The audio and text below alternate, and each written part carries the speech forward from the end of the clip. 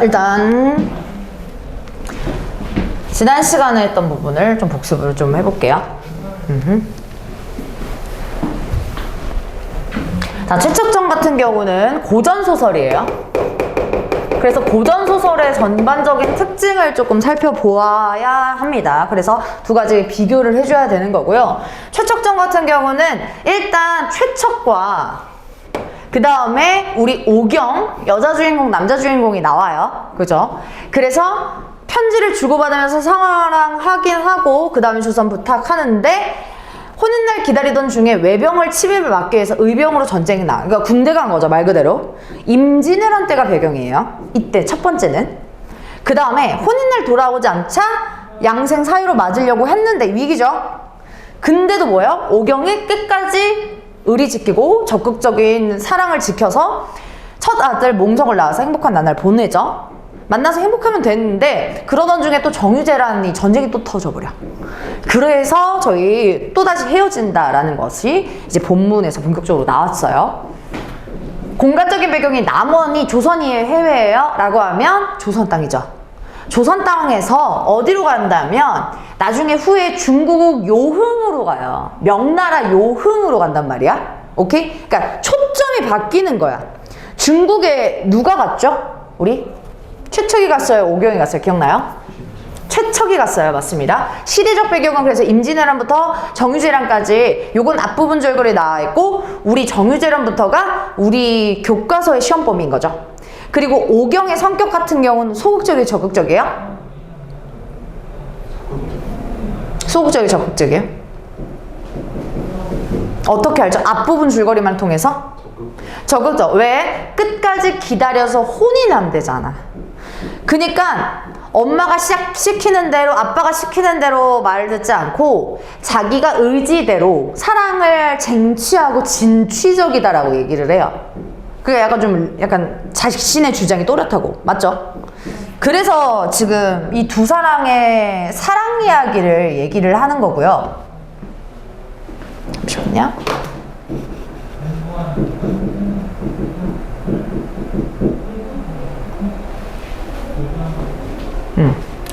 그리고 명나라 장수 기병이 나와서 남원성에서 나타나가지고 어디로 가?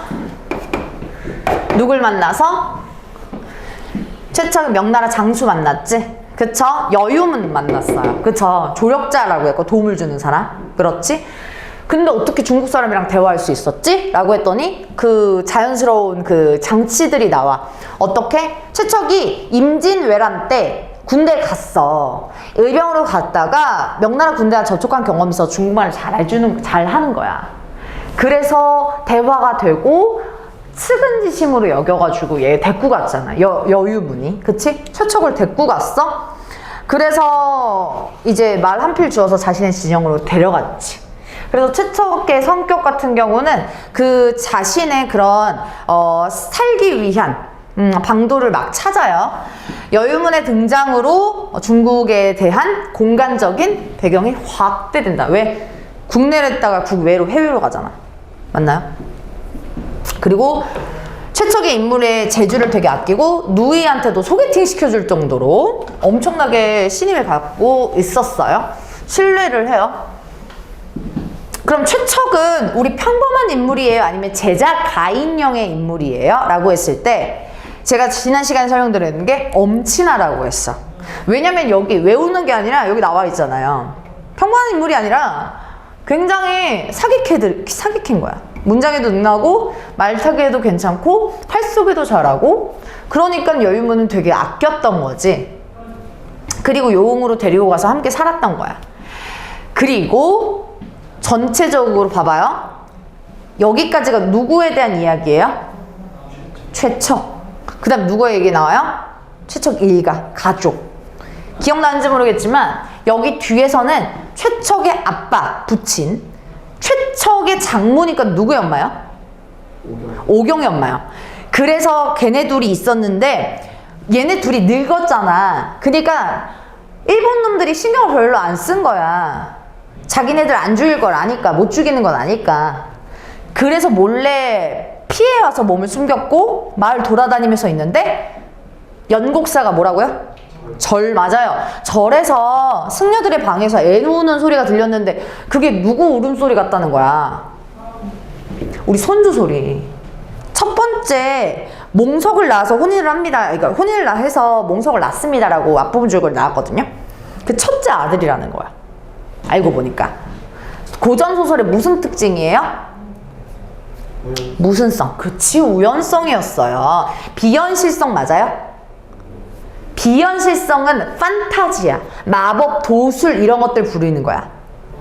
근데 우리 지나가다가 우연히 아는 사람 만날 수 있고요. 이건 비현실적인 건 아니잖아요. 그죠? 지나가다가 우연히 돈 줄 수도 있고요. 이건 현실에서 있을 법한 이야기야. 그래서 얘는 비현실성이 아니라 우연성인 거지.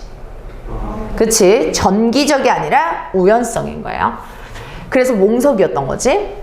그래서 어디에서 데려왔냐 라고 했더니 막 길거리에 시체 더미 속에서 애가 막 울고 있었대. 갓난 애기가. 뭐의 참혹함을 보여준다고요? 전쟁의 참혹함을 보여준다고 했어. 그리고 최숙은 손자를 찾아가지고 심시에 번갈아 가면서 업어와서 집으로 이렇게 돌아온 거지. 그러고 부리던 종들을 다시 불러가지고 집안 살림 다시 꾸려 나갔죠. 그래서 전체적으로 우리 오경에 대한 얘기로 넘어갑니다. 그러니까 최척, 그 다음에 최척의 일가, 그 다음에 오경. 오경은 어디로 갔죠? 무슨 나라? 기억나요? 그렇죠. 왜? 즉 일본. 일본 가서 도누라는 사람이랑 만났어. 도누가 늙은 병사인데 걔가 이제 배 타고 돌아다니면서 상업을 하는 사람이었어. 그리고 안 죽여. 우리 정유재란으로 하면은 일본 사람들이 조선 사람들을 죽여야 되는데 안 죽이는 이유는 살생을 하지 않은 불교 신자였기 때문에. 그래서 다음날 달아날까 싶어가지고 막 좋게 해줬어요. 근데 오경 막 죽으려고 자살하려고 그래. 왜? 가족들하고 다 뿔뿔이 흩어졌으니까. 그리고 꿈에 장육불이 나타나가지고 꿈에서 뭐라고 하냐면 나 만복사 부처인데 부처님인데 너 죽어서 안 되고 반드시 기쁜 일 있을 거야 라고 주장을 했었죠. 왜 그랬는지 보시면 얘의 꿈의 역할이 시험 문제 많이 나온다고 했어요. 꿈의 역할은 뭐요? 앞으로 해피엔딩이다 새드엔딩이다? 해피엔딩이라는 거, 행복한 결말임을 보여주는 거고, 가족들이 살아있다 죽어있다? 살아있음을 암시해주는 거야. 우리가 소설에서 뒤의 내용, 결말이든 뒤의 내용이든 아직 안 나온 상태에서 무언가를 암시해주면 두 글자로 뭐라고 하죠? 복선이라고 하죠. 이게 바로 복선의 역할이었어요. 그래서 꿈에서 깨어서 그 꿈을 가만히 생각해보니까 그런 일이 전혀 없음 법도 했대. 억지로 먹으면서 목숨을 이렇게 부지를 했는데, 그래서 고전소설의 특징인 우연성이 드러났었고 꿈의 역할이 그렇게 뒷내용을 암시하는 복선의 역할을 한다 그러겠어요. 그래서 여유문이 우리 최척을 도와준다면 도누는 우리 오경을 도와줬죠. 그리고 오경은 여기에서 또 살아남을 수 있었던 이유가 뭐예요? 뭐를 했다고요? 남장을 했기 때문에. 남장 모티브, 남장의 소재를 끌어다가 썼어요. 또. 그리고 도누의 집은 일본에 있다라고 했었잖아요. 그래서 지금 남장의 상태이기 때문에 젊은 남자들이 하는 일을 못했다 이렇게 변명을 하잖아. 그 이유를 설명하려면 남장을 하고 있었기 때문에. 왜? 전쟁에서 살아남으려면 그렇게밖에 못해. 그래서 가련이 여겨서 사우라는 이름을 붙여주고 장사를 할 때마다 복건서랑 정강성 일대 다녔대. 중국하고 일본 계속 교차적으로 나오죠. 그쵸? 조선도 나오고요. 그래서 남장 모티브? 왜 남장 여자 모티브를 썼다고요? 조선 때는 남성 중심, 여성 중심? 남성 중심인데 남성 중심이 집권층이 됐어요. 그때 나라 꼬라지가 임진왜란하고 정유재란하고 난리가 났단 말이야. 그러니까 그 남성 중심 사회를 돌려서 까는 거죠. 야, 넌 남자들한테 정치랑 이거 다 맡겨놨더니 야, 나라 꼬라지 이거 뭐냐? 라고 하면서 남장 중심 사회를 비판한다. 작가가요, 작가. 그러니까 오히려 남장의 모티브, 여자가 더 잘 살아남잖아, 이런 것들을 보여주는 거죠. 그리고 요홍에 머물면서 다시 한번 또 이제 오경으로 가다가 최척으로 다시 갑니다. 최척은 명나라에 있죠, 중국에. 여유문 조력자랑 의형제 맺고 소개팅 해주려고 해요. 근데 소개팅 거절하죠. 가족들이 살았는지 죽었는지도 몰라요. 심지어 죽은 걸로 알고 있어요. 그래서 나 혼자 편안하게 살 궁리 못하겠다라고 얘기해서 권유하지 않고 거절한 거예요. 그래서 의리를 지키기 위하고 또 생사를 알 수 없기 때문에 그렇습니다. 그리고 여유문이 죽었어. 그러면 최척의 심리 변화도 있었겠죠. 나 기댈 데 이제 없네. 어떡하지? 갑자기 현타 빡! 온 거죠. 현실자가 팍! 해서 어떻게 된 거야? 지금 막 떠돌아다니는 거죠. 요약해요? 아니면 길게 서술해요? 요약하죠. 그치? 어디 가서 뭐 했고 뭐 먹었고 이런 거 설명 안 해요. 쭉쭉쭉쭉 장소만 나열했잖아요. 요약적인 제시라는 거겠죠. 오케이? 그래서 산하고 강가에서 노래 부르기도 하고 구름 사이에서 배회하기도 하고 그러다 보니까 슬쩍 속세를 버리고 싶은 마음이 들어가지고 얘는 지금 어떤 것을 되고 싶다? 신선이 되고 싶다 라고 얘기를 했어요.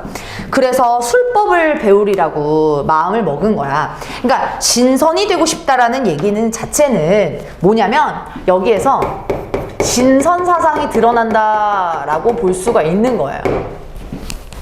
우리 신선이라고 한다면요, 이 배경지식 종교 자체가요, 도교의 사상을 가지고 있다라고도 볼 수가 있거든요. 그래서 우리 프린트 조금만 앞으로 넘겨가서 신선 있는 부분에다가 메모 한 번만 할게요.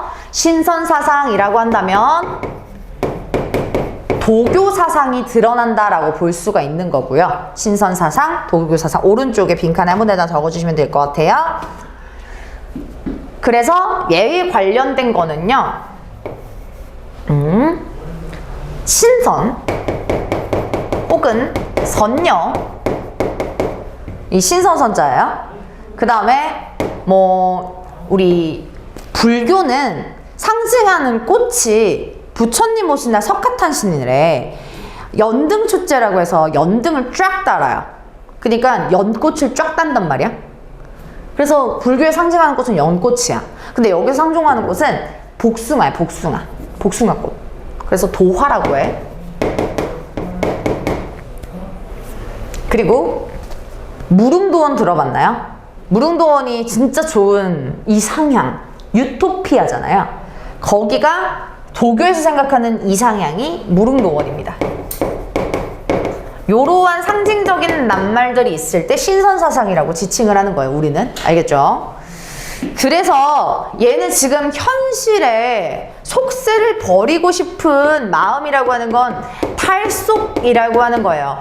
우리 인간이 아닌 것 같아요. 탈인간이라고 하잖아요. 그때 속세를 벗어난다, 탈속입니다. 그래서 왜 탈속의 계기는 뭐예요? 탈속의 마음의 계기는 누가 죽어서? 여유문이 죽어서 갑자기 탈속하고 싶은 거야.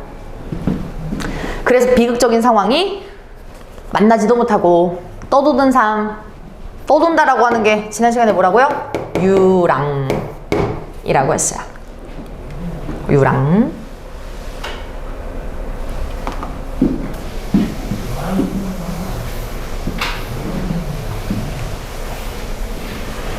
그래서 얘 속세 버리고 탈속해가지고 신선이 너무너무 되고 싶었는데 누가 찾아왔어? 송우라는 사람이 찾아왔어. 그래서 이제 얘는 뭐 명성 떨치는 일 좋아하지 않고 베풀기 되게 좋아해가지고 의리가 있어가지고 이제 잘 아는 직이라고 인정하는 사이였는데 친구 쩔친, 짱친이었단 말이야.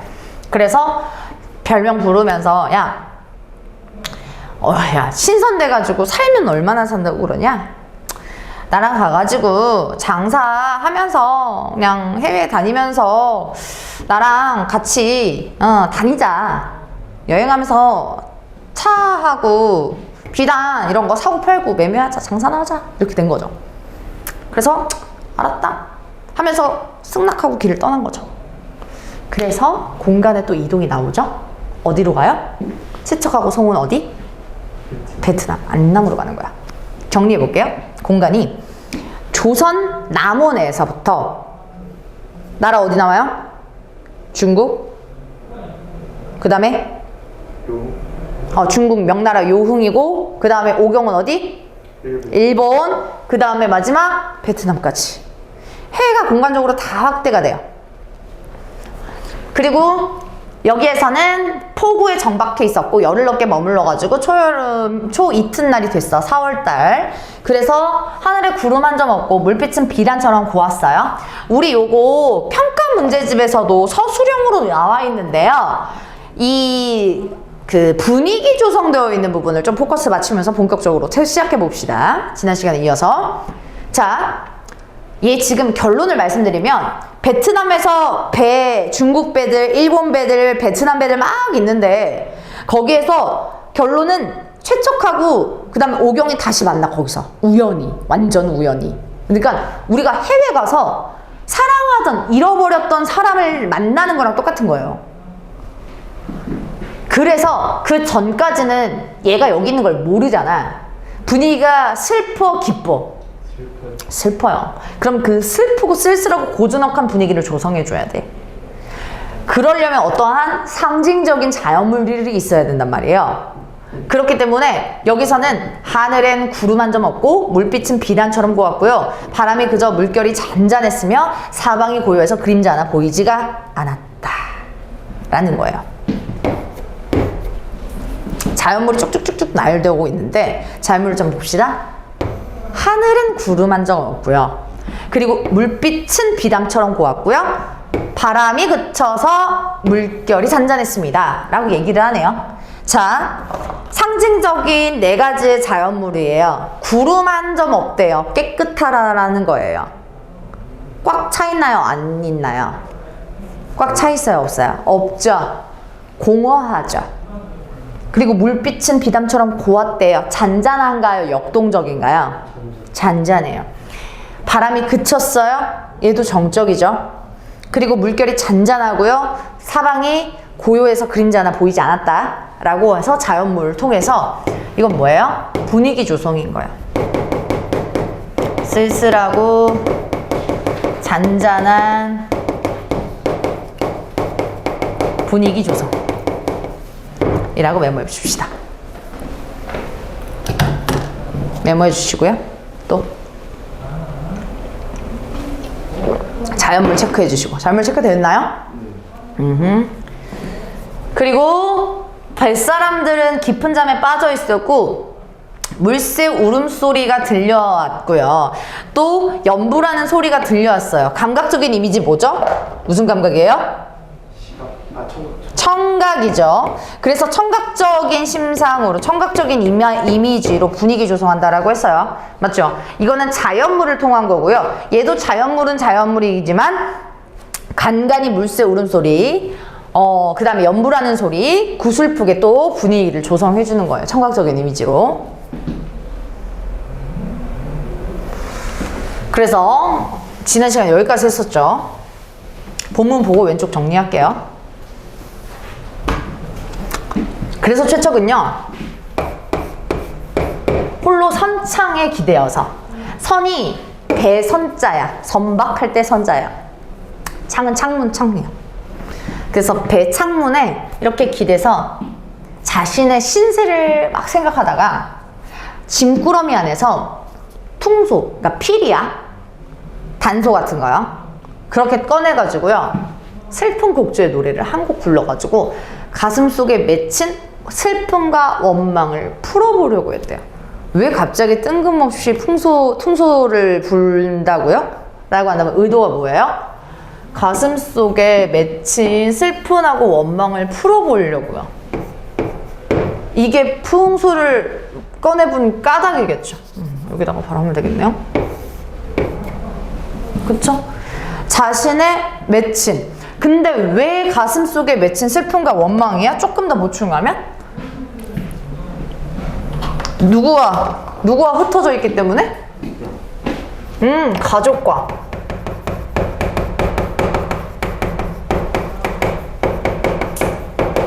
슬픔. 원망이라고 한다면, 와, 전쟁 왜 일어났냐? 라는 한탄, 신세 한탄이겠죠. 그런 것들 체크해 주시면 좋고요. 그리고 최초의 퉁소 소리에 바다와 하늘이 애처로운 빛을 띠고 구름과 안개도 수심에 잠긴 듯 했습니다. 이것도 자연물 정말 많이 나옵니다. 최초의 퉁소 소리에 바다, 하늘, 애처로운 빛을 띠고요. 구름과 안개도 수심에 잠긴 듯 했다예요. 그러니까 이렇게 자연물 자체가요. 중심 인물하고 비슷해요? 아니면 완전 대조돼요? 비슷해요. 그러니까 얘는 이 장면의 분위기는 요 4번으로 바로 쓸게요. 이 장면의 분위기는 쓸쓸하고 고즈넉한, 그러니까 조용한 분위기예요. 슬픈 분위기인 거죠. 근데 여기에서 제일 중요한 건 제가 지난 시간에도 설명드렸지만 바다, 하늘, 구름, 안개 자체가요. 뭐냐면 전체적으로 인물과 심리가 비슷해요. 정서를 강조해준단 말이야. 그치? 인물들의 정서를 강조시켜줘요.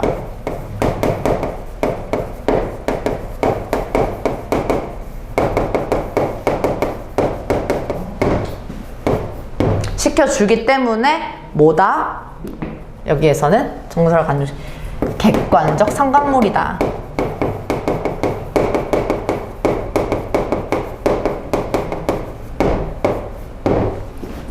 분위기도 조성해주고 그리고 여기에다가 감정이입을 한다.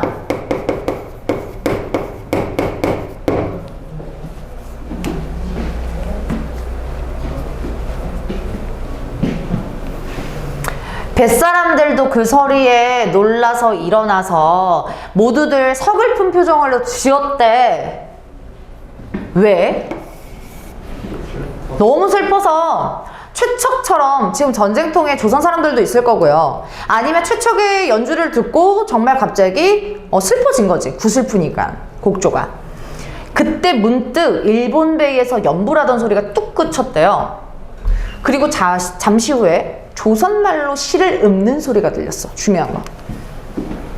일본 배에서 조선말로 시를 읊는 소리가 들렸대. 누가 시 읊었을까? 오경. 주인공은 오경이었고. 자, 계속 가볼게요. 왕자교 퉁소 불 때 달은 나지막하고 바닷빛 파란 하늘엔 이슬이 자욱합니다. 푸른 난새 함께 타고 날아가려니 복례산 안개 속에서도 길 잃지 않으리라고 얘기 나와 있어요. 그러니까 얘는 직접 오경이 지은 시인 거야. 오경의 시예요.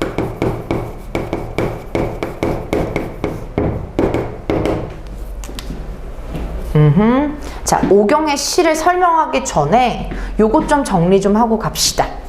오경 시 심지어 조선말로 해. 그러니까 뒤에 우리 읽기도 전에 최척은 어떻게 할까? 내 마누라 아니야? 하면서 바로 가겠죠.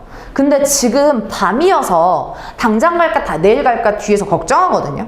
아무튼 뒤에서 제외를 하게 돼요. 근데 물꼬를 튼 게 뭐였냐는 거야. 일본 배, 중국 배 이렇게 좀 거리가 조금 있었는데도 얘네들이 만날 수 있는 처음에 계기가 뭐였냐면 퉁소소리야. 맞죠? 그러니까 퉁소소리의 역할은 뭐냐? 서술하시오 라고 했을 때 두 가지를 쓸 수 있어야 돼요. 일단 퉁소소리 왜 불렀다고요? 슬퍼서 그걸 달래려고. 맞죠?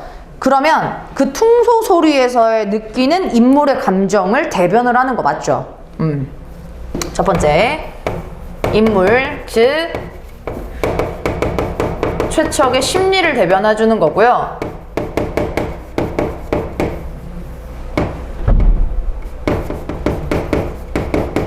쓸쓸하니까요. 그리고 퉁소소리라고 하는 건 불을 만나게 해주는 연결고리란 말이야. 연결체야. 자, 우리 자화상에서요. 우물을 보고 내가 자신을 바라보는 게 자아성찰이라고 했잖아요. 자아성찰에 뭐였죠? 우물이? 자아성찰에? 매체. 비슷하게 세 글자로 풀으면 매개체라고 했어요. 맞아요. 그러니까 연결고리인 거죠. 우물을 보고 나 자아성찰했어요. 얘도 마찬가지로 풍소소리 듣고 다시 만나요. 그러니까 얘네 둘이 만나는 매개체겠죠. 그렇지? 그래서 최척과 오경의 재회 매개체 라고 보는 거예요.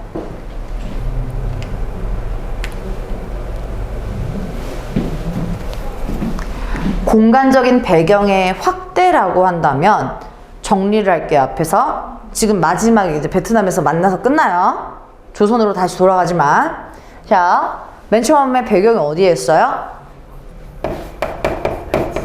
아니, 맨 처음에 조선의 남원이었고 그 다음에 요흥이 어느 나라? 중국 명나라. 그치? 중국 명나라였고 그 다음에 조선 땅으로 와서 뭐 최척의 일가가 설명 나와 있고요. 그 다음에 오경은 어디요? 일본. 그 다음에 지금 여기 안남 베트남이죠.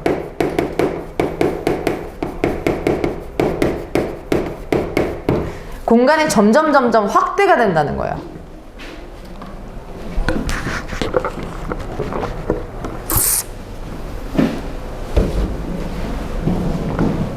그래서 오경의 시를 딱 보게 된다면 정말 이 쓸쓸함이 느껴져요. 퉁소소리처럼요. 근데 얘가 오경이 직접 지은 시이기 때문에 바로 최척은 알아듣죠. 그래서 여기서도요, 달은 나지막하고 바닷빛 파란 하늘에 이슬이 자욱하고 푸른 난새 이런 자연물, 복례산 안개 속에서 길을 잃지 않는 이런 자연물을 통해서 뭔가 분위기도 조성하고 상징적인 의미, 쓸쓸함, 자연 배경 이런 것들 나온다라는 얘기지. 자, 일단 갈래 좀 설명드릴게요, 여러분. 그 갈래라고 한다는 건 우리가 그냥 중학교 수준이면 시, 소설, 수필 이런 거요. 하지만 그거보다 더 큰 갈래 카테고리가 있어줘야 되거든. 그게 요거 두 개만 비교할게요. 두 개 더 있지만 운문하고 산문이에요. 자, 근데 제가 뭐라고 썼냐면 지금 갈래라고 썼어요. 갈래의 운자의 운문의 운자는 뭐였냐면 운율이에요. 그러니까 얘는 시와 혹은 시조나 운율이 있는 등등 가사나 이런 것들이 있으면 되거든요. 민요나. 근데 산문은요 운율이 없어요. 그러니까 소설, 줄거리여야 된답니다. 알겠죠? 근데 왜 제가 이걸 설명하냐면요, 글의 성격도요, 요건 설명 듣고 쓸게요. 운문하고요 산문이 똑같이 있어요. 자, 봅시다. 우리 그런 거 있죠. 요즘에는 또 남자 여자 이런 거 잘 따지진 않지만 만약에 이제 그냥 일반적으로 봤을 때요, 요즘엔 그런 말 잘 안 쓰긴 하더라고요. 여성스럽다, 남성스럽다 이런 얘기는 선입견이어서 안 쓰더라고요. 근데 예를 들어서 그거야. 되게 내가 뭐 목소리도 걸걸요. 야, 뭐하냐? 막 이렇게 해요. 막 이렇게 하면. 그러면 나는 여자지만 마치 성별이 정해져 있는 것처럼, 그치? 내가 성별을 마음대로 바꿀 순 없잖아요. 그죠? 내가 여자지만 성격 자체가 여성스럽니 남성스럽니 할 때 내가 그냥 야 막 이래요. 그럼 남성스럽다 라고 보죠. 뭔 느낌인지 알겠어? 갈래는 정해진 거기 때문에 바꿀 수가 없어. 근데 성격은 요리조리 어떤 성격이 들어가 있고 없고 이런 게 있어. 그러니까 사람도 마찬가지로 완전 여성 막 이렇게 막 조심, 막 목소리도 크게 내지 않고 이런 성격은 찾아볼 수가 없지. 근데 거기에 좀 요런 부분은 남성스럽네 이런 부분이 있단 말이야. 자, 간단하게 설명드리면 그거예요. 지금 이 갈래는 무슨 갈래예요? 여기 채척전 전체 지금 우리 뭐 보고 있어요? 뭐 보고 있어요? 운문이에요? 산문이에요? 산문을 보고 있었죠? 그쵸? 근데 거기에 중간에 뭐가 들어가 있는 거야? 시가 들어가 있어. 요거 조금 때문에 갈래가 바뀔까요? 성별이 바뀌어요? 아니란 말이야. 성격이 조금 들어간 거죠. 무슨 적인 성격이 들어갔다? 무슨 적인 성격이 들어갔다? 운문적인 성격이 들어갔다. 이해돼요? 운문 갈래라고 해버리면 안 되고, 왜? 소설이 이만큼 있는데, 전체가 소설인데 운문의 성격이 들어가 있다가 맞지. 운문적 성격 써주세요.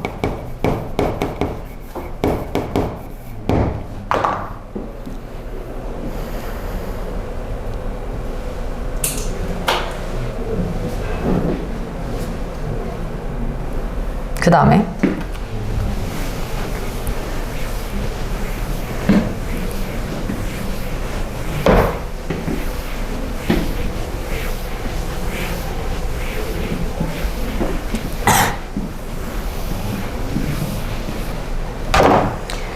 시 읊는 소리가 그치더니 누가 시 읊었어요? 오경이. 한숨 소리가 났어요. 쯔쯔 혀 차는 소리가 들렸대. 최척은 시 읊는 소리를 듣고 깜놀했어. 어리 빠진 사람 같아서 저도 모르는 새 퉁소를 당해 거의 아침 드라마 리액션으로 떨어뜨리고 죽은 사람처럼 멍하니 있었대. 왜 그래?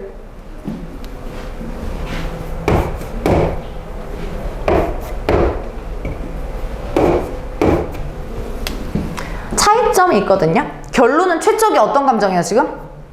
놀랐어. 맞아. 근데 요거랑 별개예요. 요거 지울게. 이해됐죠? 요거랑 별개고 뭐가 있냐면요. 제시 방법이요.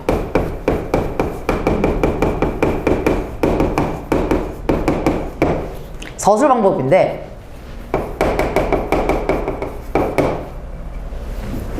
서술 방법이라고 할 때 그거예요. 심리랑 성격을 서술할 때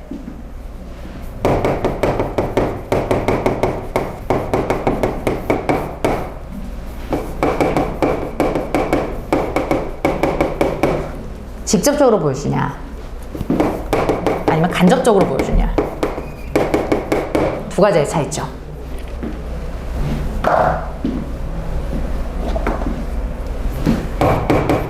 직접적인 제시는 말하기 방법이라고 하고요. 간접 제시는 보여주기, 쇼잉, 보여주기라고 합니다.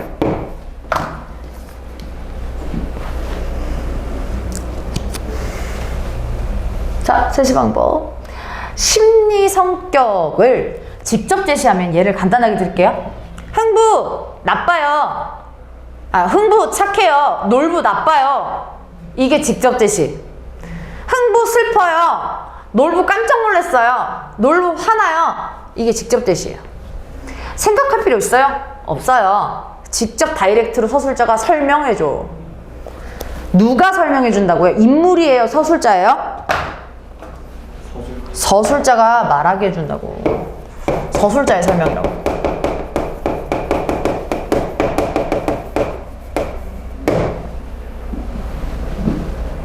근데 그 설명이 직접 설명이라고. 간접 제시는 그럼 뭐예요? 보여주는 거예요. 자, 내가 가만히 있었는데 내가 눈물을 뚝뚝 흘려. 그러면 선생님 슬픈가? 뭔 일 있나? 막 이래. 우린 간접적으로 알죠. 즉, 야 나 슬프다. 서술자가 설명해 주는 게 아니라 눈물 뚝뚝 흘리네? 어머 슬픈가 봐. 아니면 놀부가 가만히 있는데 막 얼굴이 빨개져. 콧김에 막 휙휙 나와. 그걸 보고 우리는 어때요? 얘 빡쳤구나 라고 간접적으로 알죠. 이게 바로 간접 제시야. 오케이? 그리고 심리의 그 성격 같은 것도 마찬가지래요. 놀부가 흥부 가만히 있는데 놀부가 와서 뺨을 때렸어요 라고요. 그럼 놀부 와 성격 개판타자네? 성격 완전 나쁜 성격이네? 라고 간접적으로 알죠. 그러니까 결론은 간접은 인물들의 말, 즉 대화와 행동, 묘사를 통해서 간접적으로 제시가 되는 겁니다.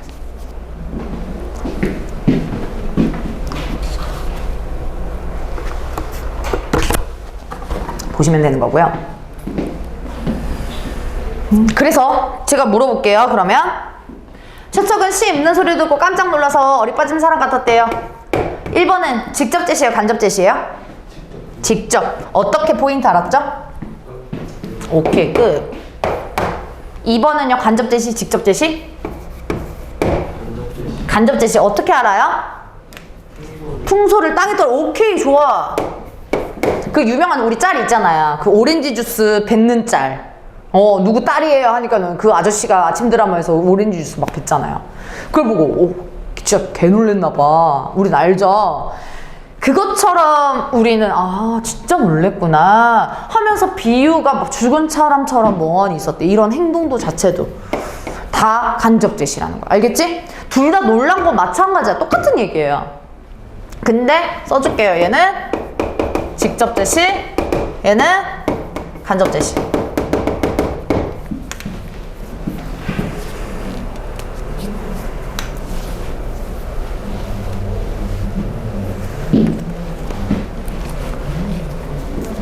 자, 송우가 말했대요. 왜 그래, 왜 그래? 너 이렇게 놀랐어? 네가 아침 드라마 리액션처럼 하니까 애가 그랬더니 거듭 물어도 대답이 없었어. 완전 벙찐 거죠. 세 번째 무릎에 이르러서야 비로소 최적은 뭔가 말을 하려고 했지만 목이 막혀 말을 하지 못하고 눈물만 하렴시 흘렸대. 또 나오네, 또 나오네. 그러니까 여기에서 진짜 시험 문제 많이 나오는 게 이거예요. 간접 제시, 직접 제시. 간접 제시. 오케이, 잘하네요. 얘 감정이 뭔데요? 그러면? 아니, 감정. 심리. 슬퍼. 맞아. 슬프다라고 얘기 안 하죠. 최척은 슬펐다가 얘기 안 하죠. 그지? 그러면 직접으로 드러난 게 아니에요. 얘는 간접 제시입니다. 심리, 슬픔.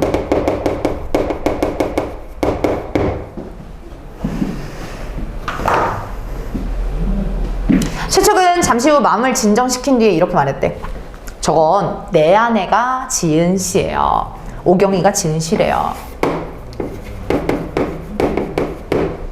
우리 부부 말고는 아무도 알지 못하는 시야.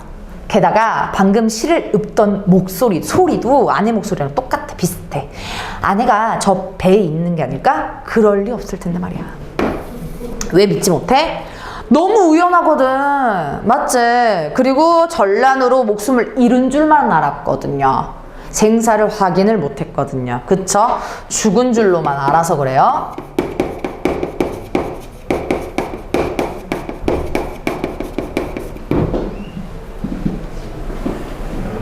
그러고는 자기 일가가 외적에게 당했던 일의 전말을 자세하게 말한 거지. 그래서 이제 그 자기 일가라고 하는 거는 최척의 가족들, 부모님뿐만 아니라 장모님, 그 다음에 아내, 자식까지 잃어버렸어. 그러니까 요거는 당했던 일의 전말이야. 그러니까 외적에게 당했던 일은 아까 임진왜란이었어요? 정유재란이었어요? 여기의 일은? 여기 최근의 일이 정유재란이에요. 교과서 실린 건 정유재란입니다.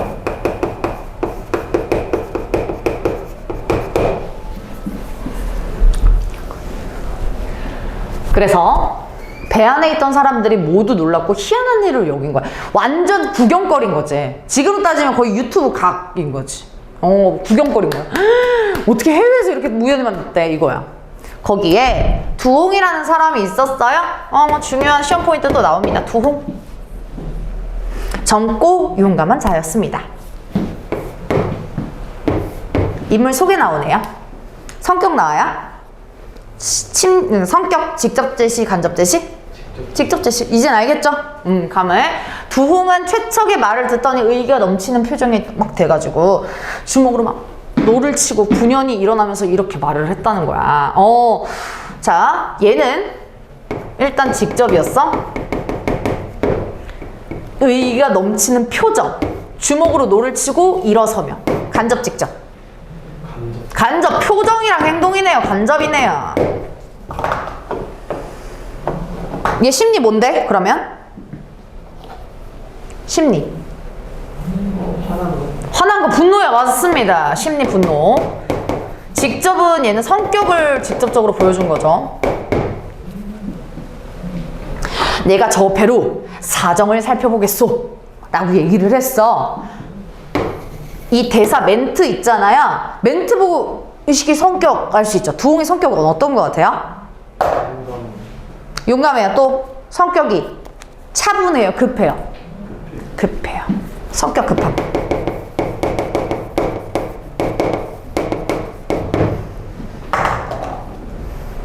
그리고 용감하고, 이거를 적극적이라고도 볼 수 있겠죠. 맞죠? 적극적이에요. 그럼 이거 성격의 심리예요? 성격이죠? 그럼 직접 간접. 간접. 대화니까 좋습니다. 간접.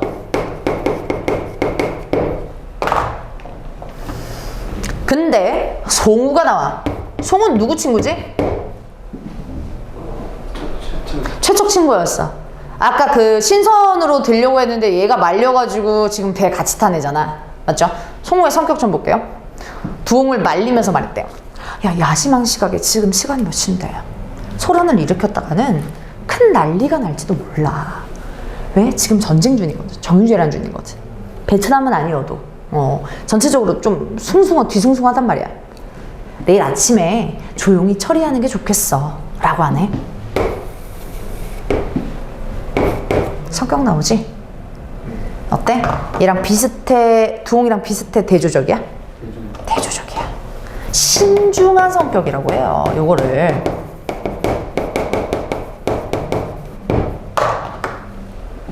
간접, 직접?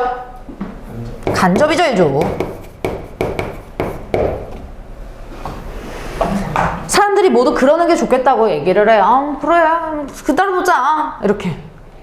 최척은 앉은 채로 아침이 오기만을 기다린 거야. 잠 들었어요? 안 들었죠. 꼬박 날새 했어요. 우리 와이프, 우리 오경이가 너무 생각나기 때문에 그렇습니다.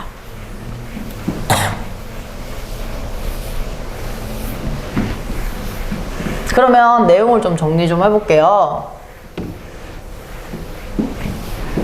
일본 배에서 들려온 시가 아내가 지은 시라는 것을 알고 오경일지도 모른다고 생각했기 때문에 눈물을 뚝뚝 흘리면서 심리가 감정적으로 보여줬죠. 그리고 최척의 반응. 일단 일본 배에 아내가 있을 거라고 짐작을 해요. 왜? 시를 읽는데 아내 목소리뿐만 아니라 그 시가 어떻게? 잘 알려진 유행가도 아니고 우리 둘만 아는 거야. 우리 둘이 시인 거야. 그지? 그래서 전체적으로 짐작을 하는 거고요. 그리고 아내가 있을 리가 없다고 생각했어. 왜? 어떤 줄 알고? 죽은 줄만 알아요. 생사도 알지 못하고 자신의 있는 곳은 심지어 베트남이야. 베트남에서 어떻게 이렇게 만나냐고. 우연성 강조되는 부분이겠죠. 오케이? 그래서 우연성이라고 또 메모해 줄게요.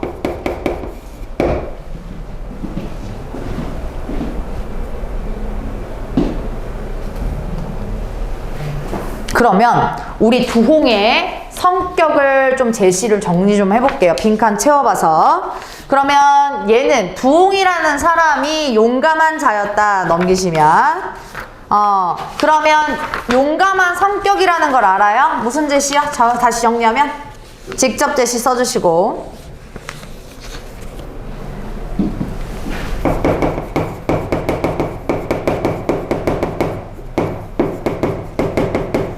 그 다음에 사정을 내가 당장 가서 살펴보겠대. 무슨 성격? 급함, 성급하다. 그 다음에 의의가 넘친다. 이런 식으로 나와요. 간접, 직접? 간접. 야심한 시각에 좀 섣불르니까 내 다음날 가자. 기다렸다가 가자. 무슨 성격? 또 신중. 성격. 간접, 직접? 간접. 뭐 침착 또 마찬가지겠죠.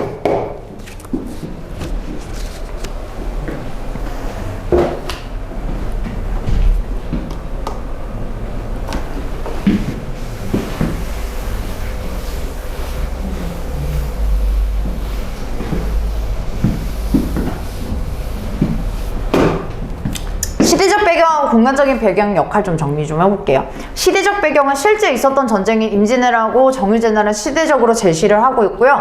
공간적인 배경은 조선, 중국, 일본, 남남 공간적 배경을 할게요.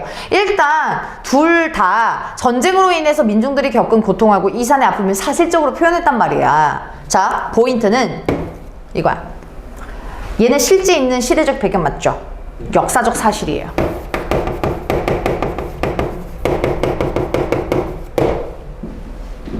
공간적인 배경은요, 어때요? 공간이 확대돼요, 축소돼요? 그쵸?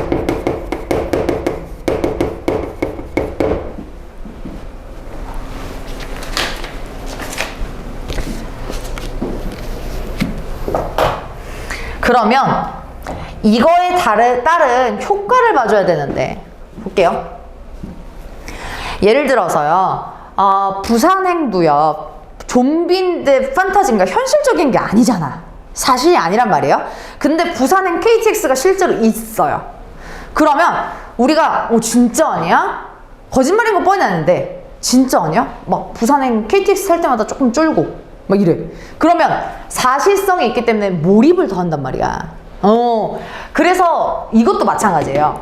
최척이라는 사람하고 오경이라는 사람 없어요. 등장인물 없단 말이에요. 여기 실제 인물 아니에요. 사실 역사적 사실이 아니란 말이야. 근데 이러한 역사적 사실이 있으면서 몰입감을 높이기 위해서 무슨 성이 높아진다? 사실성이 높아진다 이거예요.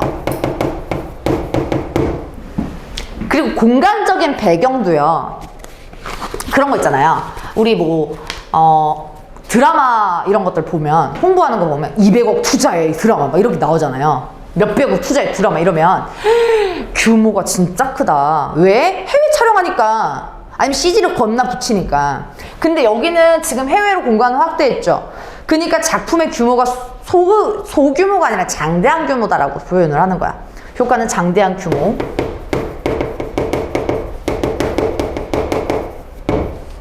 예요. 형성하는 거고 사실적으로 표현한다라는 거야. 자, 요거 제가 왜 따로 정리를 하면 서술형으로 너무 잘 나오기 때문에.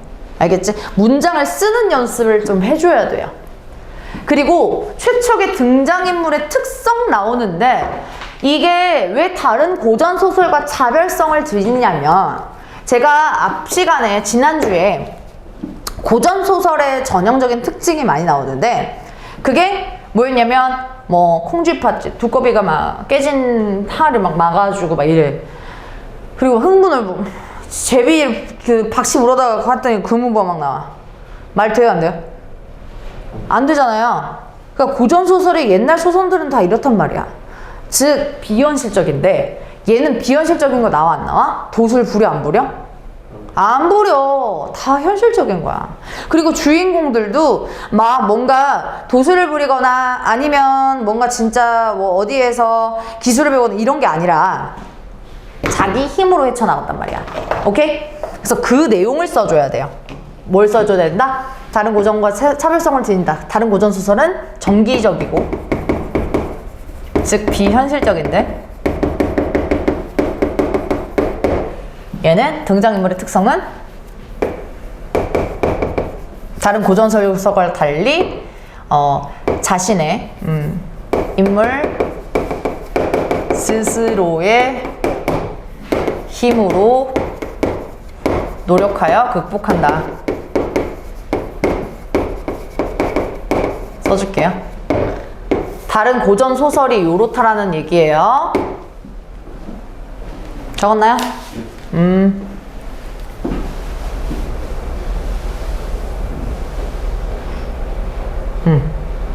근데 얼마 안 남았으니까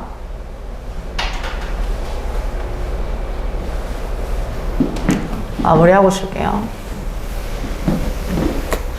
이윽고 태가 떠올랐어요. 최측은 즉시 해안으로 내려가서 일본 배 앞으로 나갔습니다. 그리고 조선말로 물어봤어요.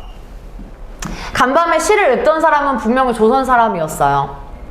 나 역시 조선 사람인데 한번 만나볼 수만 있다면 그 기쁨이 타국을 떠돌아다니다가 자기 나라 사람하고 비슷한 일을 보고 기뻐하는데 견줄 수 있겠어? 라고 하면서 처음에 제시하는 게요. 일본 배한테 왜냐면 정유재란이잖아. 근데 조선 사람이 일본한테 갑자기 나 와이프 있는 것 같은데 좀 보자. 이렇게 하는 것보다 조선 사람으로 시 읽는 거 봤는데 조선 사람 그 타국에서 만났으니까 얼마나 반갑겠냐. 한번 볼 수 있겠냐. 본 거지. 그래서 얘는 오경이 어젯밤 배 안에서 그 포커스가 이렇게 맞춘 거야. 지금은 최촉 포커스죠. 이제 오경 포커스를 맞춰서 어젯밤 배 안에서 최촉의 통소 소리를 들었습니다. 얘도 이거네. 그러니까 뭐야? 만남의 매개체죠. 그러니까 조선가락인데다가 귀에 익은 곡조인지라. 왜 귀에 익어요? 최촉 통소 소리니까. 자기 남편이 저쪽 배에 타고 있는 것이 아닐까? 저쪽 배가 어느 나라 배요? 베트남 배? 중국 배죠. 베트남이 국가적인 배경인 거고, 의심해서 시험삼아 예전에 지었던 시를 읊어봤어요. 그러는 차에 밖에서 최척이 말하는 소리를 듣고는 허둥지둥 엎어질 듯 배에서 뛰어내려온 거지. 지금 어디에서? 문 앞에서, 배에서. 그래. 그래서 읊어본 건데, 어젯밤에 시를 읊은 거다. 통소 소리가 혹시 우리 최척이 부른 거 아니야? 라고 해서 시를 읊은 거야. 너무 중요한 게 별표. 최척이 부르는 통소소리, 오경의 시 읊는 소리. 최척의 오경의 제외 매개체인 거죠. 연결고리요. 두 개 맞죠? 그리고 최척의 오경의 제외 과정은 자 가볼게요. 일본 배에서 연부라는 소리가 들려야 분위기 조성하죠. 아, 쓸쓸해라 고즈넉해라. 최척이 통소를 보고 너무 슬프고 원망스러워서 꺼내 불어요. 오경이 통소소리를 듣고 부분만 아는 시를 읊어 일본 배에서 있을지도 모른다고 착각해요. 이렇게 추측해요. 그래서 추척이 일본 배를 찾아가서 제외하죠. 해피엔딩. 제외 과정입니다. 오경의 포커스를 맞춘 문제들이 좀 많습니다. 왜냐면 조선에서 특히 임진왜란, 뭐 정유재란 이런 때의 배경의 조선 중기 때 지금 여성상이 이런 여성상이 흔치가 않거든.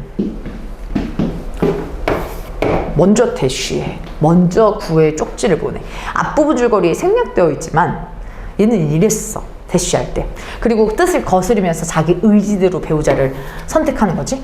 그리고 둘만 아는 시를 머리를 굴려가지고 오케이 통소소리?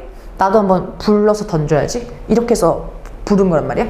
그리고 또 강인한 의지와 지혜로 전쟁이 가져온 역경 극복하고 운명을 스스로 개척해 이거 잘렸네요. 나갔어. 그러니까 얘는 전체적으로 얘가 적극적이다라는 게 보여지지. 소극적인 여성성과 달리, 그치? 그래서 소극적이 아닌 적극적이고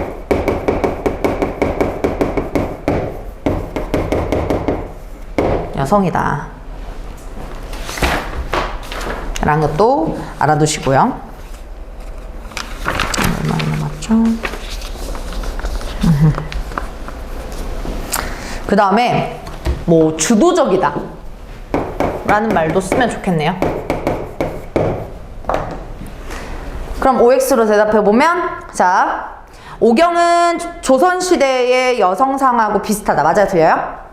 틀려요. 그리고 자, 시를 읊은 까닭은 슬픔과 한탄을, 원망을 표현하기 위해서 시를 읊었다. 맞아요? 틀려요? 틀려요. 통소소리 받고 뱉은 거야. 맞죠? 그래서 인과관계 잘 살펴보셔야 되고. 뒷부분 줄거리 가볼게요. 최척은 오경과 함께 중국에서 살며 둘째인 몽선을 낳습니다. 자, 이름 헷갈려. 첫째가 몽석이야.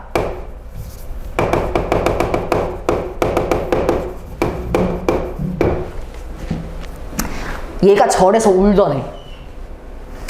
그 최척의 장모님이하고 최척의 아빠가 발견하네. 얘가 첫째야. 근데 다시 제외했지? 너무 금슬이 좋아서 둘째를 낳았어. 몽선이 장성하고 중국인의 홍도와 혼인을 시킨 거야. 이듬해 명나라와 후금 사이에 전쟁이 일어났어. 역사적인 사실이에요. 얘도 전쟁이 일어났는데 명나라 군세로 또 전쟁터에 나가게 되고 포로가 되고 또 헤어져. 얘 임진왜란 때 헤어지죠. 정유재란 때 헤어지죠. 명나라 후금 전쟁에서 헤어지죠. 3번 헤어져요. 그래서 조선 병사로 출산했다가 포로로 잡혀온 아들 누구야? 몇째야 이거? 첫째랑 다시 만나. 그러니까 얘네들은 지금 최척하고 오경만 만난 거야. 아빠랑 장모님 못 만났어. 그래서 셋이 이렇게 산 거야. 근데 또 헤어졌지? 근데 최척이 우연히 첫째까지 같이 본 거야. 그래서 포효록 수용소에서 제외하고 최척과 몽석은 수용소를 탈출해서 남원으로 돌아온 거야. 남원, 조선, 명나라, 그 일본 어디? 그치, 조선이죠. 오경, 몽선, 홍도와 함께 몽선 몇째? 둘째. 홍도는 누구야? 얘의 와이프. 함께 남원에 돌아와서 최척과 제외해서 온 가족이 행복하게 된다. 마지막 결말 어때요? 무슨 결말? 해피엔딩, 행복한 결말. 고전소설의 전형적인 특징입니다. 고전소설의 특징.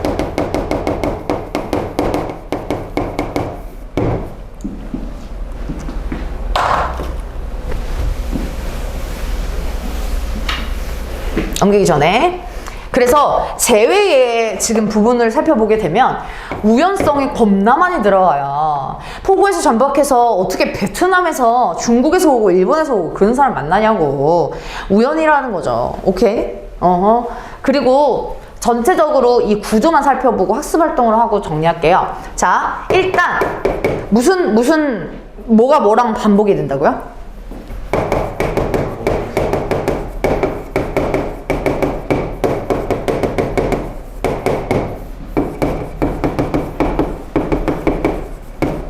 최척의 핵심은 이겁니다. 최척전의 핵심은 이거고요. 그리고 배경 자체가 다 어때요? 전쟁이에요. 전란이 배경이에요. 그럼 이별의 기준, 이별의 원인만 정리 좀 해봅시다. 첫 번째, 무슨 전쟁? 임진왜란. 좋습니다. 임진왜란 끝나고 다시 만나서 의병에서 다시 만나서 몽석을 낳고 행복하게 살다가 또 정유재란을 통해서 명나라랑 일본으로 가고 흩어져요. 그다음에 또 같이 살다가 또 흩어져요. 뭐 때문에? 명나라 후금 전쟁.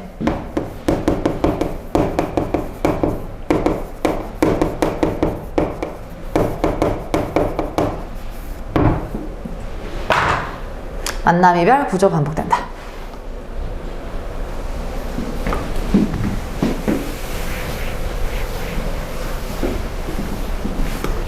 여기서도 정리 한번 더 할게요. 배경 측면에서 조석, 중국 물론에서 일본 안남까지 공간적인 배경 설정으로는 공간의 확대, 어떤 규모? 장엄한, 장대한 규모예요.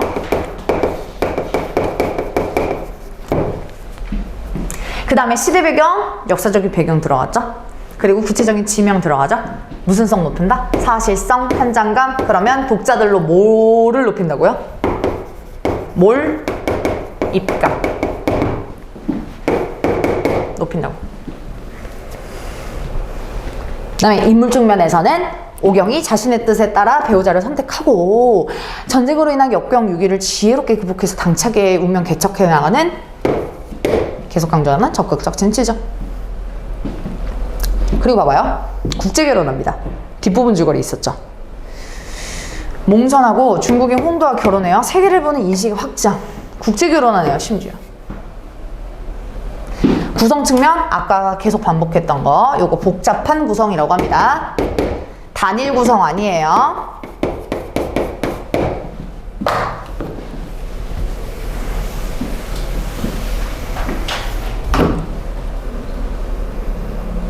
얼마나 됐니? 쉬었다 가야겠다. 쉬었다 갑시다. 네. 자, 최초점을 감상하면서 유기적인 관계가 믿고 있음을 이해해보자 라고 얘기를 하고 있어요. 일단 이동 경로, 얘가 어디 가는지, 즉 여기에서는 지금 장소, 공간의 이동으로 화면이 전환되고 있어요 라고 하면 맞습니다. 여자 주인공, 남자 주인공이 있을 때 여자 주인공에 포커스를 맞추다가 남자 주인공 하다가 이렇게 왔다 갔다 하죠. 그런 것들을 순서대로 하고 있고요. 공간의 이동은 조선, 중국, 일본, 그 다음에 안남이 어디요? 베트남 같이. 최척은 정유재란으로 교과서만 보는 거예요. 교과서 안에 있는 내용. 헤어졌고 중국 명나라로 갔어요. 여유문하고 소개팅 해주는데 거절하죠.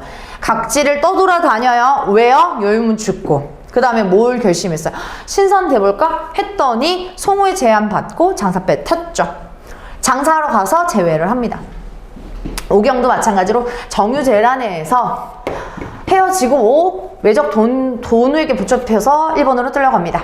남장을 한 채 돈으로 따라가서 나고야로 가고 중국 일대로 돌아다니겠죠. 그리고 안남 포구에서 정박하다가 제외합니다. 자, 전체적으로 공간의 이동 설명 나와 있고 2번 별표 세실은 오경이 꾼 꿈 어떤 역할을 해요? 서술형이 너무 잘 나옵니다. 자, 일단 전체적으로 부처님이 나와가지고 근데 실제가 아니라 꿈에서 나왔어. 꿈은 뭔들 못해, 그치? 거기에서 절망에서 벗어나는 계기예요. 그러니까 전에는 뭐 했습니까? 꿈 꾸기 전에는 자살할 시도 엄청 했으니까, 그치? 그래서 절망에서 벗어나는 계기가 되는 거고, 그러니까 정서가 변환된다라고 볼 수가 있겠죠? 정서 변화. 그리고 최척에서 제외해서 행복한 결말을 맺은 것은 암시하는 뭐? 복선. 인물의 성격 가볼게요. 최척 같은 경우는 제자가인의 형의 인물이에요. 빼어난 능력을 말해주는 거죠. 도술 부린다 이런 게 아니라 엄친아. 말타기도 잘하고 활쏘기도 잘하고 글을 읽는데도 능력하고 그리고 심지어 외국어도 잘해요. 중국말 잘하잖아요. 그죠? 그리고 오경에 대한 사랑과 의리가 극복 전쟁의 이산의 고통 속에서도 사랑과 행복에 하는 의지적인 인물이다. 중요한 의지죠.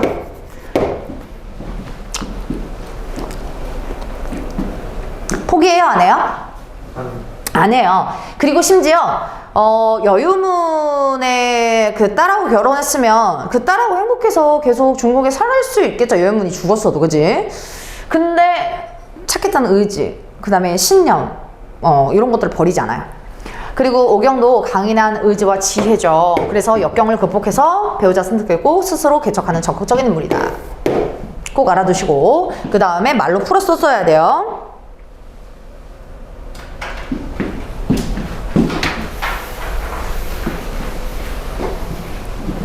그 다음에 가나 참고해서 최척과 오경이 겪는 시련과 이러한 시련 겪을 맞는 문제를 파악해보자 라고 나와 있어요.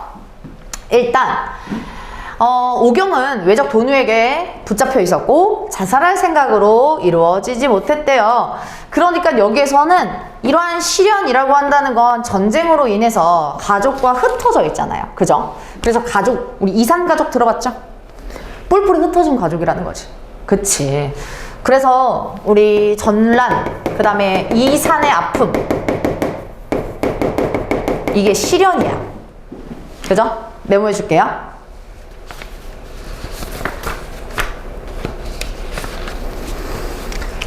그리고 밑에도 마찬가지예요. 여유문 최척 시집한테 보내고 싶은데 침탈을 입어가지고 생사 확인하지도 못해요. 그러니까 동일한 전란 이산의 아픔이겠죠.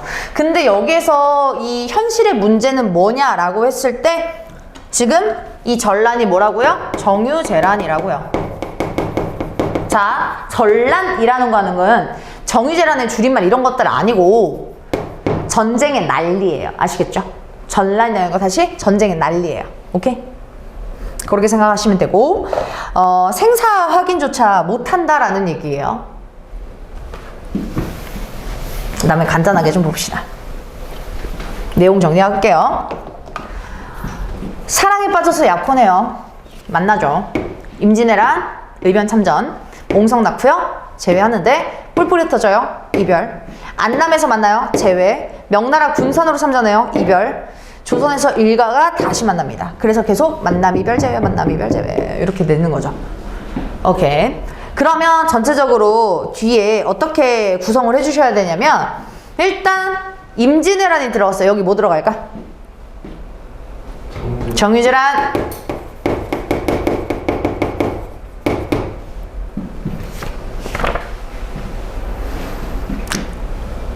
안남에서 만났는데 근데 또 이별해. 아까 뒷부분 줄거리 뭐였죠? 후금전쟁. 그치? 명나라랑 후금 전쟁. 그래서 미친 영향은 뭐예요? 전란으로 만남 이별이 반복된다.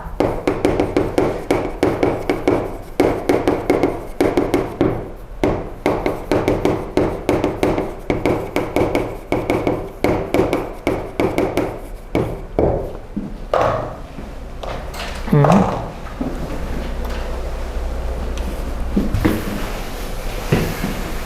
3번도 별표.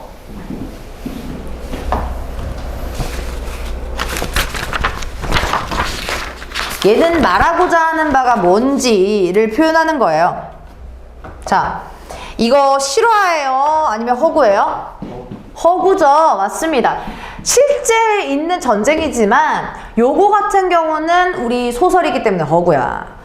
근데 왜 이런 사실성을 올렸냐면 작가가 사건과 배경 설정 이런 것들 자체는 사실성을 올려주려고 했단 말이에요. 그죠? 근데 왜 사실성을 올려주냐? 최척과 오경의 개인적인 문제가 아니라는 거지. 그때 당시 조선사람들의 온 국민들의 온 백성들의 문제였단 말이야. 그래서 그걸 보여주려고 하는 거야. 실제 있었던 전쟁 통해서 여기 나오는 최척하고 오경뿐만 아니라요, 전쟁으로 온 백성이 고통을 겪었다. 이게 작가가 말해주고 싶은 거예요. 잠깐만요. 요거 교재가 온 것 같아서 미안. 네, 여보세요? 네네네, 안녕하세요. 뒷골목으로 들어오시면 돼요. 거기 도미노 피자 건물 아시죠? 보이시죠? 네네. 네, 맞습니다. 골목으로 들어오시면 주차하시기 편하실 거예요. 차 대시기. 네. 미안. 자, 그래서 여기에서는 다시 돌아와서 그러면 전쟁으로 인한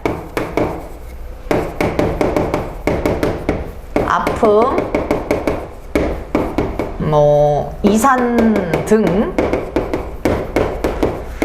사실적으로 보여준다.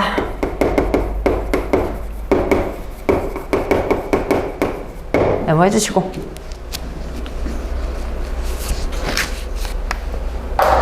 민중들의 아픔을 사실적으로 보여주는 거죠.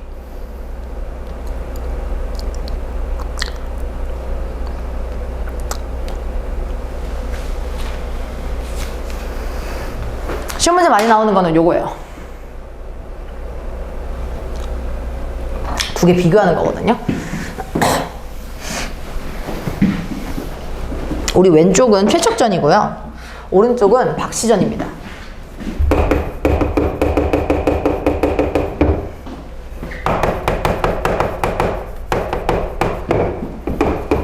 결론부터 말씀드릴게요. 최척전은 돛을 부려요, 안 부려요? 안 부려요. 그리고 전란의 아픔을 겪어요, 안 겪어요? 겪어요. 고통받아요. 힘없어요. 맞죠? 그래서 가슴을 치고 막 슬퍼요. 근데 박씨는 어떠냐면 여자 주인공이야. 근데 얘는 배경이 임진왜란 정유재란이 아니라 병자호란이에요. 오랑캐가 쳐들어왔어요. 청나라가 쳐들어왔거든요. 근데 거기에 어찌됐든 전쟁이잖아. 근데 얘는 도수를 부려서 막 물리쳐.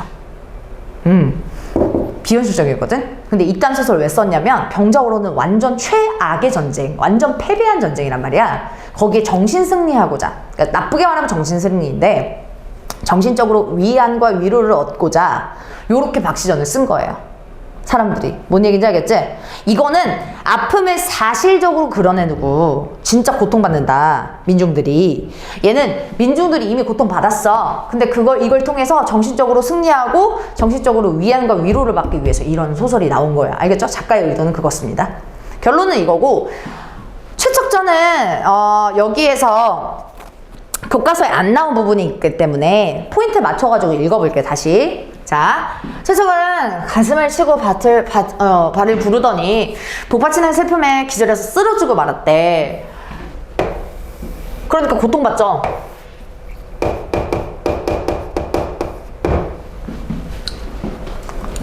왜 그러냐면 잠시 뒤에 정신을 차렸으나 어찌해야 할지 좋을수 알 수 없었대. 몸을 추스려서 섬진강으로 가니까 강가에 상처투성인 노인과 어린애의 수십 원이 모여 앉아서 울고 있는 모습을 보였대. 사실적이에요? 환상적이에요? 사실적. 사실적으로 형상화했다 이런 얘기 많이 나옵니다.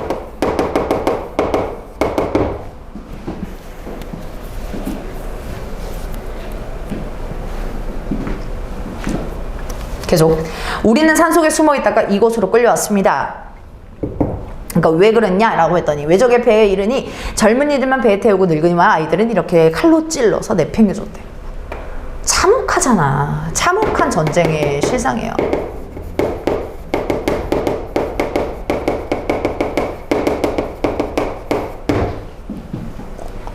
그리고 최척은 몹시 서럽게 울다가 홀로 세상에 살 뜻을 잃고 자결하려고 했대. 자살하려고 했어. 얘도요. 좌절하죠.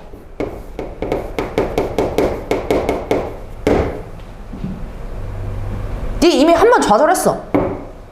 근데 얘가 살아낸 이유는 곁에 있던 사람들이 최척을 구해서 자살하지 못하게 했대.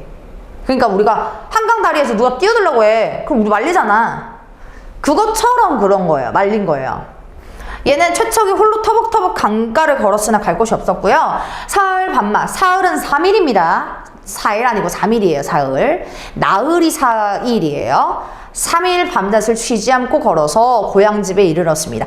담장은 무너져 있고 깨진 기와장이 굴러다녔어요. 참혹하게 보여주죠. 아직도 타다 남은 불이 있었고 시체가 언덕을 발 디딜 수조차 없었어. 다시 한번 참혹함 보여주죠. 그 다음에 박시정 같은 경우는 박씨가 옥념을 들이우고 좌수에 옥화선을 치고 불을 붙이니까 이라고 나와 있어요. 얘가 박씨가 나왔어. 근데 그 좌수 왼쪽 손이에요. 옥화선이라고 하는 게 부채야.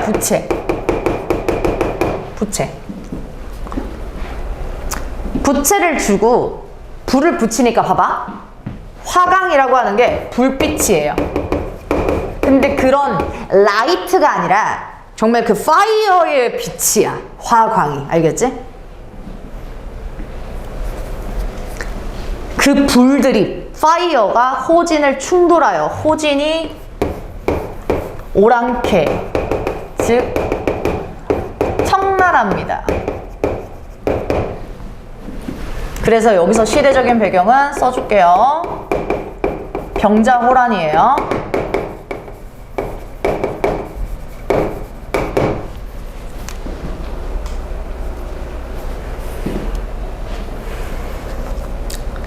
호진 장졸이라고 하는 거는 우리 병사들 있죠? 그러니까 적군이에요. 적군 애들이 항오를 잃고 타 죽고 또 마찬가지로 밟혀 죽고 남은 구사는 살기를 동하고 도망갑니다. 용골대 얘도 적장 장수예요. 걔가 할 길이 없어서 이미 화친을 받았으니까 대공을 세웠는데 부질없이 이 조그만 계집을 시험하다가 공연히 장졸만 다 죽였으니 어찌 분한치 않으리요 라고 얘기하고 있어요. 자, 우리 병자호란의 시대적인 배경의 결론은요. 조선의 최악의 임금이라고 지금도 평가받는 인조가 삼전도의 굴욕이라고 해가지고 청나라 장수한테 이마가 피날 때까지 머리 박으면서 사죄한 일이에요. 그게 삼전도의 굴욕이거든. 그러니까 우리 조선이 항복한 거잖아. 졌다고 인정한 거잖아. 패배 인정했어. 근데 이 시점이 뭐냐면 항복도 인정했는데 그건 변하지가 않아요. 근데 박씨가 얘네들을 벌 주는 거야. 얘네들이 먼저 괴롭혀가지고. 그래서 화친이라고 한다는 건 친하게 지내자라는 약조예요. 누구랑? 조선과 청나라가. 그러니까 굴복을 했다라는 거죠. 항복.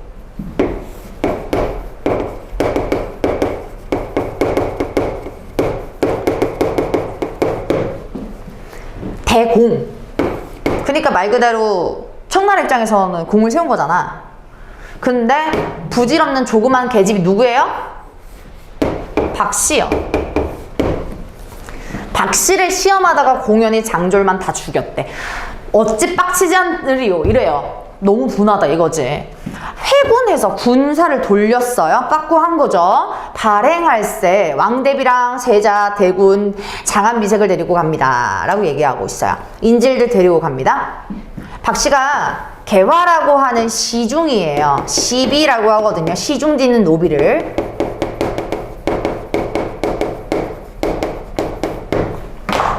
너희는 일량 그려하거든 내 제주를 구경해봐 라고 해서 얘한테 시켜가지고 그렇게 개화보고 얘기를 하라고 한 거야. 마지막 너무 중요해. 공중으로 두 줄기의 무지개가 일어나면서 모진 비 천지 뒤덮게 오면서 음풍 바람이 일어나고 백설 눈이 날리고 뭐 엘사도 아니고 얼음이 얼어서 호군 중에 말발이 땅에 붙어서 촌보 발을 옮기지 못합니다. 그제야 호장들이 환갑해서 아무리 생각하여도 모두 함몰했대요. 말 돼요 안 돼요? 무지개 어떻게 일어나고 천지가 바람이 쫙 불면서 어떻게 말이 방에 딱 엘사도 아니고 갑자기 눈 내리고 얼음 얼는데 뭔 느낌인지 알겠죠? 얘는 너무 사실적이어가지고 잔인할 정도로 사실적이어가지고 탈이고 얘는 너무 판타지인 거야. 근데 공통점은 뭐예요? 아니 공통점이 뭐예요? 여기서 나타난 공통점은 여러분 전쟁이지. 맞아. 전쟁이에요. 공통점은 전쟁입니다. 그래서 뒤에 정리를 하면요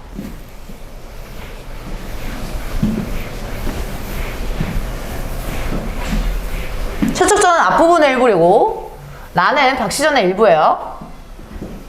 그러면 최척전과 박시전은 전란으로 배경을 하고 있죠. 어떻게 하고 있어요? 라고 하는 거 이게 공통점이야. 써줘.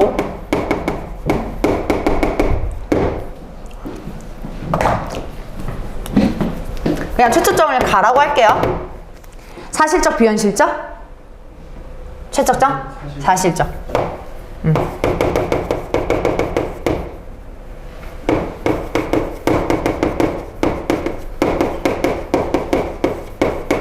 써주세요.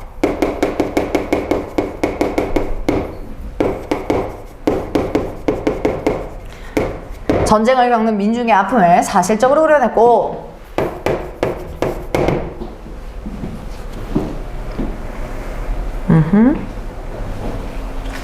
나는 박시전 살펴보면 어떻게 해요? 전란 속에서 영웅 박씨 활약상 전기적 즉 비현실적 전기예요. 똑같은 말입니다. 비현실적이랑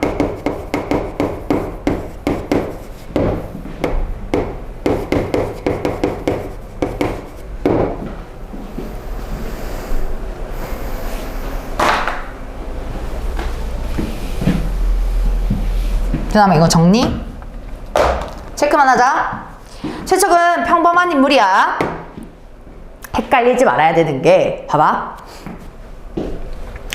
아까 얘가 도술 잘하고 말타기 잘하고 활쏘기 잘하고 외국어까지 잘해. 그걸 우리 네 글자로 뭐라고 했죠? 기억나요? 제자 가인이라고 했어요. 이거는 얘의 성격 능력치야.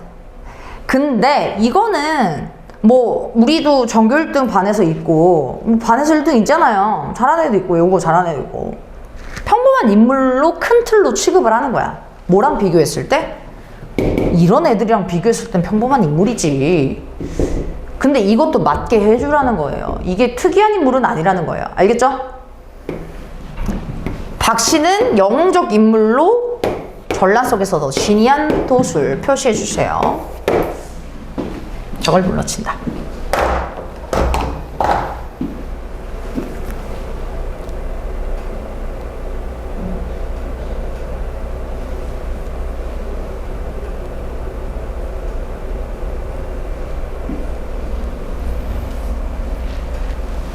오케이.